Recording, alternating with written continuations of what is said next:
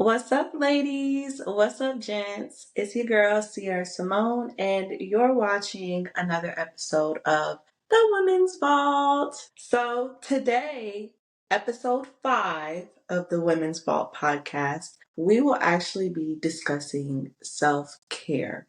And today's episode is going to be called Self Care is Sexy. So, before we begin, I'd like to thank my followers, my subscribers, all of you guys for being very understanding when it came time for me to announce me actually delaying this week's episode. And it's pretty ironic because I delayed the episode due to needing to take a moment to care for myself, right? And so we just need to remember the importance of self-care and what that looks like. And it's going to look different for everybody, but we need to understand what that looks like for ourselves, because how do we expect anybody else to be able to take care of us mentally, spiritually, emotionally, if we don't even know what that looks like for ourselves, right? So let's get into it. So first and foremost, I know a lot of people, they navigate their life with this grinding mindset,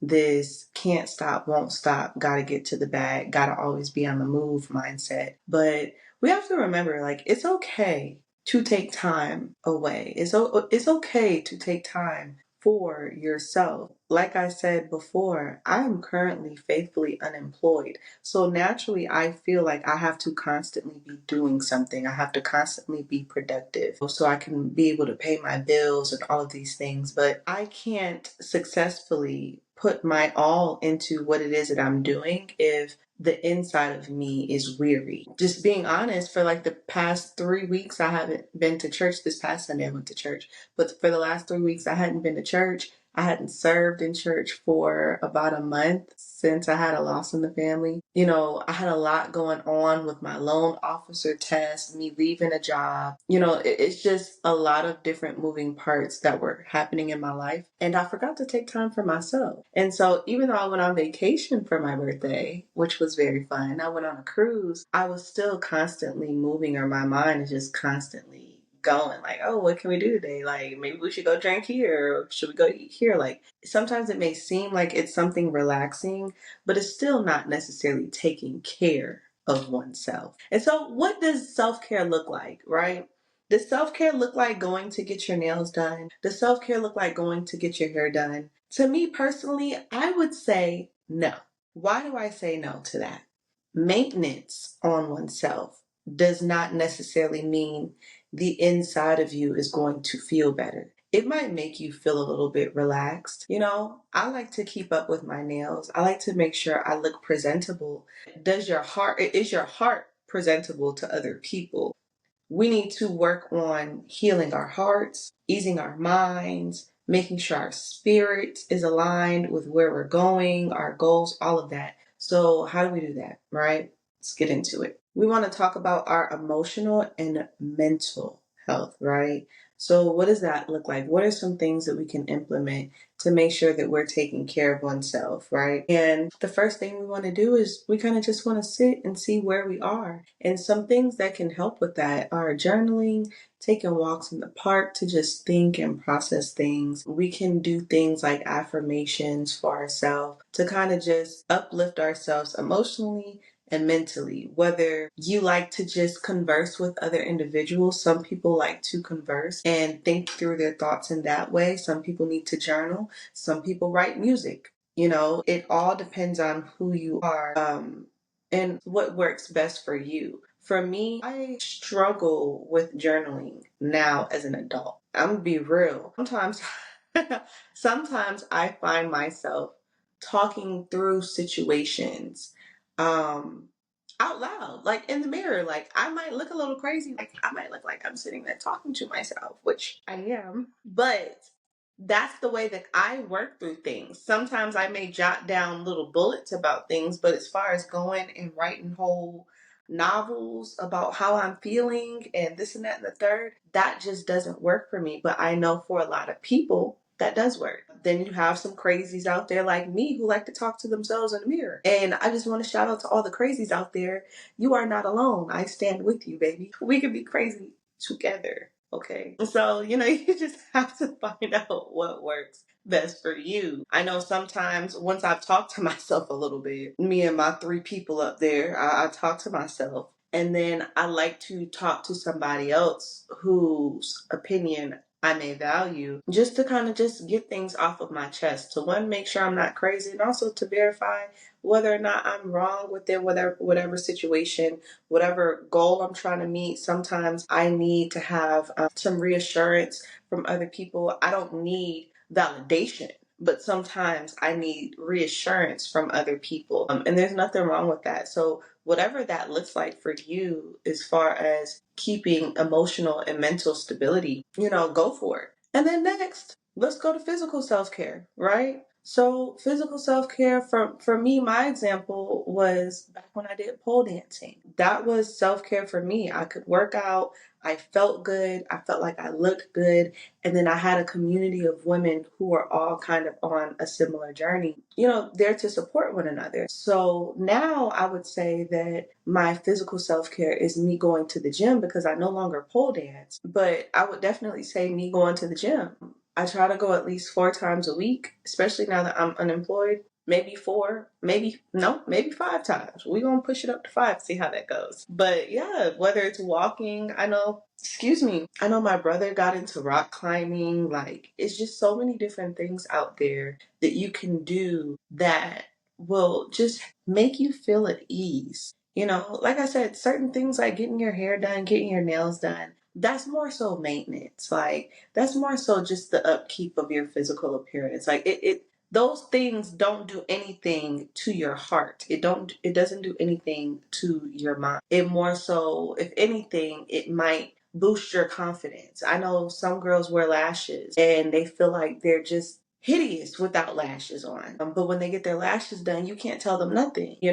When I don't have my nails done, I be feeling a little crazy. Like, I like doing stuff like this. I like, when I type, I like to hit my nails. It's just something small that I like to do, but it doesn't do anything for my inner feelings towards myself. How I walk around on the daily, it doesn't put my soul at ease.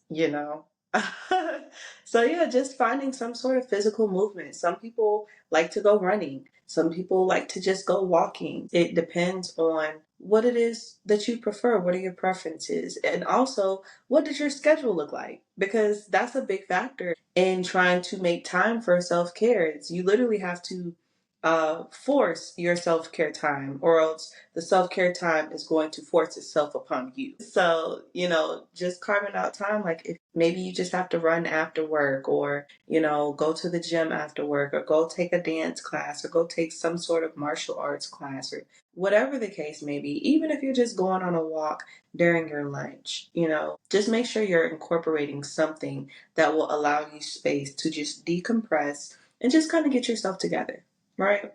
So let's move on. Sleep. Sleep is probably the number one thing that you can incorporate in your lifestyle. And I say that as if nobody sleeps, but in the reality of it, a lot of people don't get adequate sleep. Like, even for myself, I think the mental, emotional, and physical self-care I have down to a T. However, the sleep aspect is where I still fall short at. I find myself, I was diagnosed with having depression and anxiety disorder way back when, in 2015, 2016, when I was a freshman in college. The insomnia, I've always struggled with it. I don't have the insomnia where I have a hard time falling asleep. No, I have a hard time staying asleep. So it's like, I'll go to sleep. I think I'm fine. I think everything is good.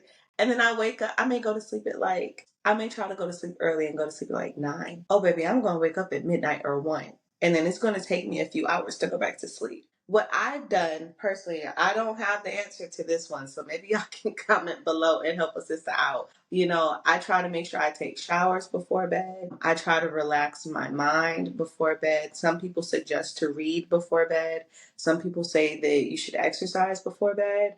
But me personally, I like to work out in the morning to get my day going versus at night. When I was working out at night, I could definitely say that I think it did help me a little bit with sleeping. But yeah, your girl is struggling with that one. Just know that I know that it's important. Am I getting enough? No. But I'm working on it. And since I've been jobless, I have been attempting to incorporate naps into my day. Because I have never been able to take naps, especially with having a son now. Naps were non existent for me, but I would say I know when I was on vacation for my birthday, I took a couple naps. And then maybe once or twice since I've been jobless, I've taken a nap. You know, like I said, we live in this society where it's like you gotta grind. Like you always gotta, especially living in it. It's hard for people to take a second to relax. And that's why I like the idea of the Sabbath, going into a religious space right now. You know, I never really understood the Sabbath until my pastor broke it down. He was basically saying, you know, you taking one day out the week to just completely rest and not doing anything is you actively showing that you have faith in God, knowing that He can do more with 6 days in a week than you can do with seven. And it's kind of also the same with tithing. Like that same idea with tithing. He can do more with 90% than you can do with 100. And so, yeah, I make sure that I have one day out of the week where I do absolutely nothing. And I usually try to maintain those days to Sunday, but I'm also serving and stuff like that on Sundays. So, yeah, I definitely try to make sure I have just one day out the week where I am just not doing anything. But with that, you have to make sure that you are strategically setting up the remainder of your week to be productive in those other 6 days. So let's talk about it. How do we make time without feeling guilty, right? So we want to remember that self-care is not selfish. It's essential to your well-being, is essential to your productivity, it's essential to you reaching your goals, it's essential to your health. Everybody knows if you don't take time to sit down, your body will sit you down. And when your body sits you down, it's 10 times worse than it would have been if you would have just sat your butt down, right? So what we want to do is we want to treat our me time as something that is non-negotiable. If you have a planner and you like to use planners, whether it's your phone or a physical planner, schedule in that me time, whatever that looks like. Whether it's an hour of journaling, if it's an hour of walking, excuse me, you should be taking at least an hour a day to just yourself. Even if you feel like me time is you feel relaxed watching your favorite TV show and just kicking your feet up for an hour, do that. Like I said, self-care looks different for every single person. And outside of scheduling that me time, you want to be able to say no. Now, I know a lot of people have issues with saying no, right? But you have to look at it like this. If you lack the ability to say no, then you're basically letting everybody else that you come into contact with rule over the path of your life, right? So if I'm constantly just saying yes to everyone, they're going to realize that I never say no. And then they're always going to come at me with different tasks and different things. And then I'm going to become their yes man, right? And so now, instead of me taking time to focus on the things that I need to take my time on, instead of me focusing on taking care of me or reaching my goals, I am now a yes man to everyone else around me who has caught on to the fact that I cannot say no. And now instead of living for myself and God and or anyone else I choose to live for, I'm now living for all of these people who are taking advantage of me. Right? So be able to say no, especially if someone is asking you to do something during the time that you scheduled your self-care time for, right? You have to be able to, I don't care if it's a job, even if it's I can do it, but not during this time. You're going to have to allow me to do it during XYZ time.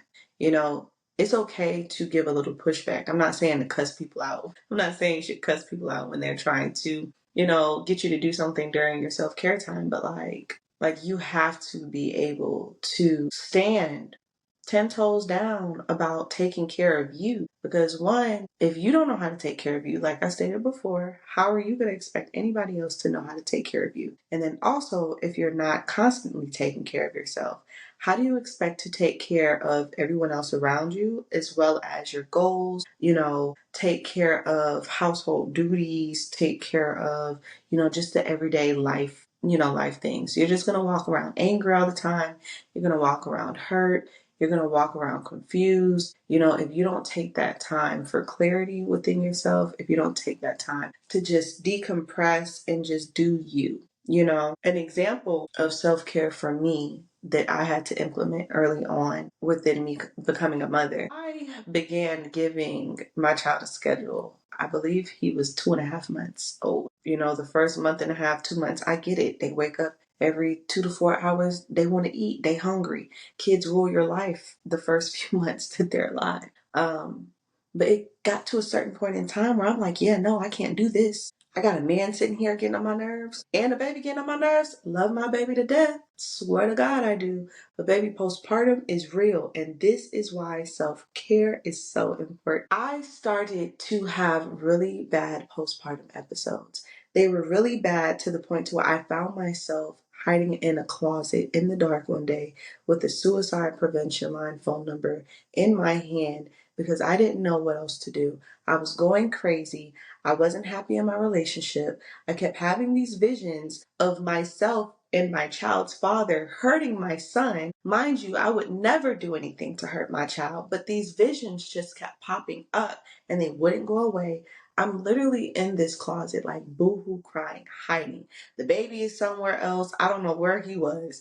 It's just like, this is why self-care is important, especially when you're in a vulnerable space. And this is why I incorporated the bedtime routine. We do book, bath, bottle, bed. Yep. Or was it book, bottle, bath, bed, something like that. But we created that schedule for him. We started his bedtime at 9:30.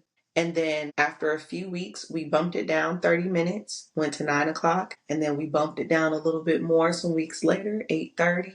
And let me tell you something. He has been going to bed at 7 o'clock p.m. since he was, I want to say since he was around 1. It was somewhere, maybe a little bit before, but I know it definitely wasn't after he turned 1.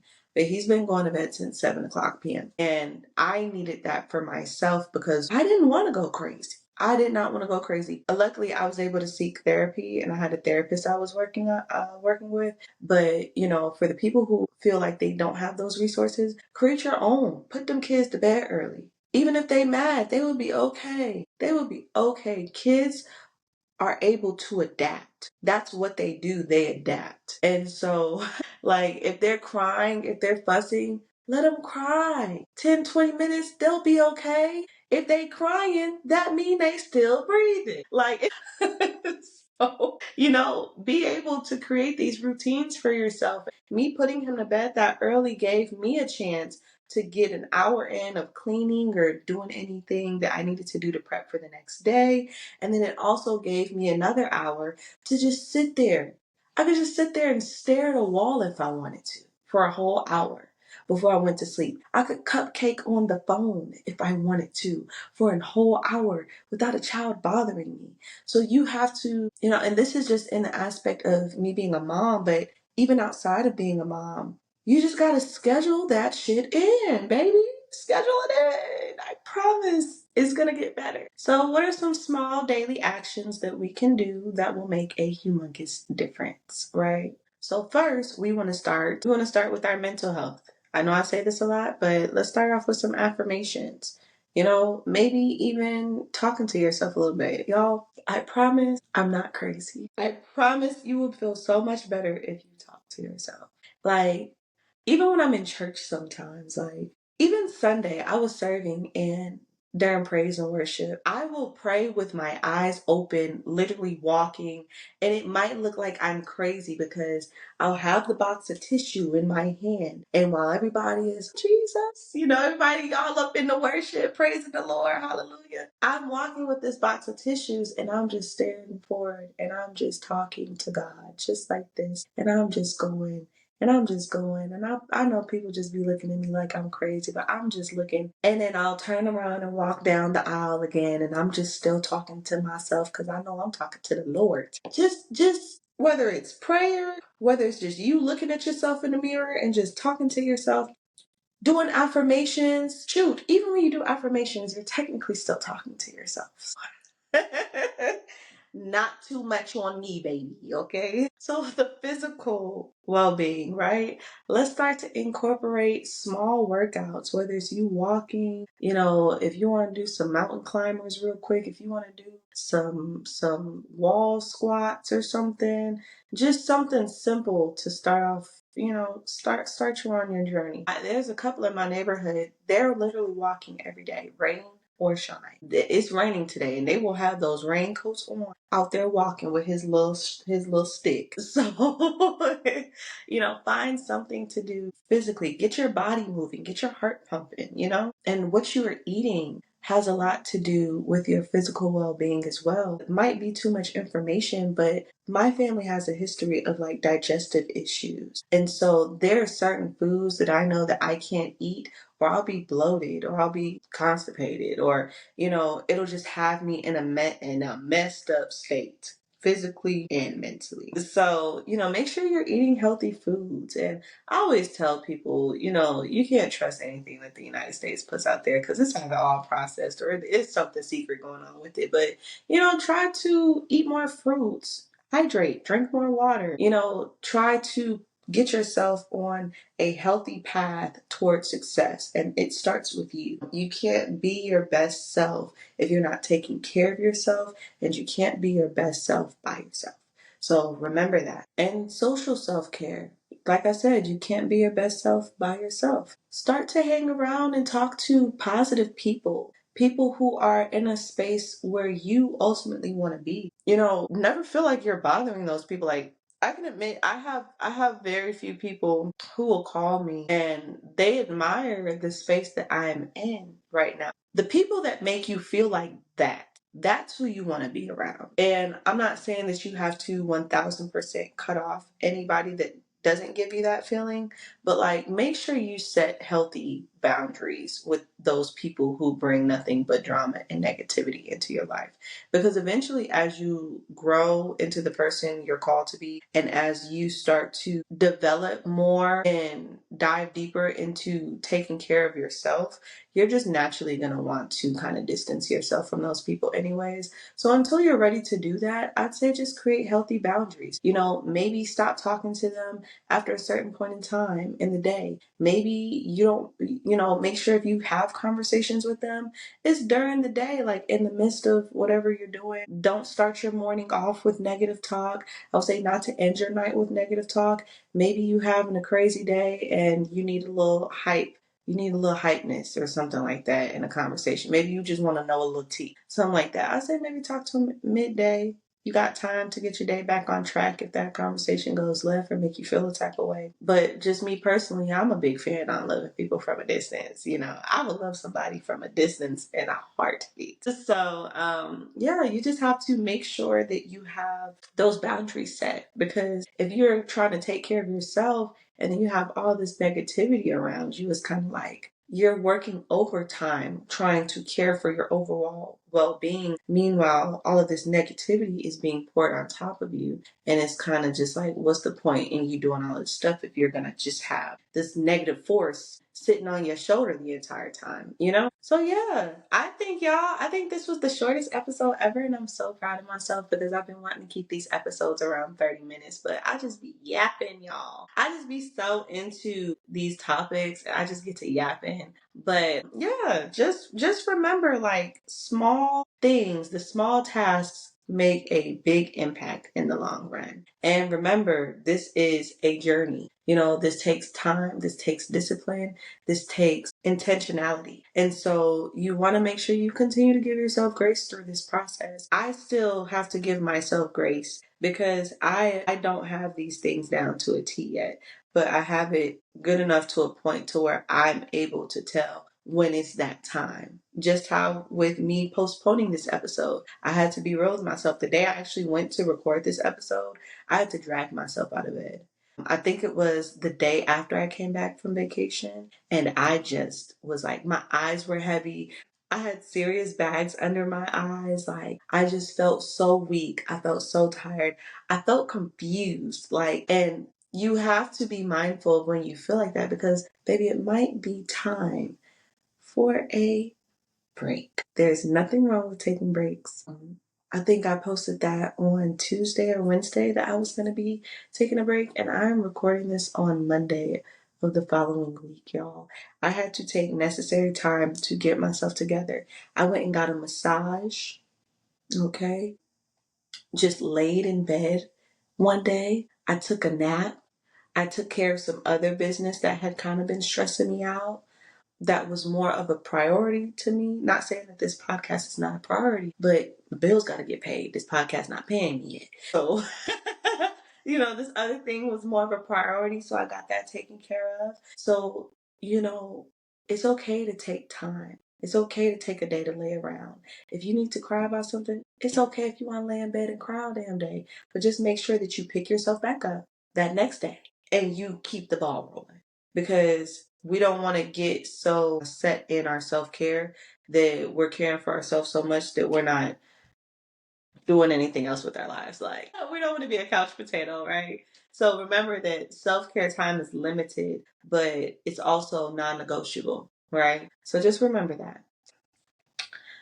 Like I end every other episode, you guys can please like, comment, subscribe to this channel. Comment below some things that you'd like to see from the Women's Vault podcast, and also follow the Women's Vault podcast on Instagram. We love you, and y'all have a blessed week.